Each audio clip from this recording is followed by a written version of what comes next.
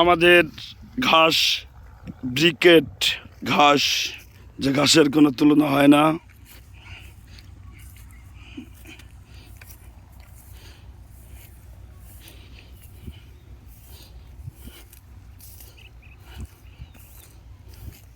এবার সে মধুমতি নদী, ইলিশ মাছ ভরা, আর এখানে হচ্ছে ঘাস।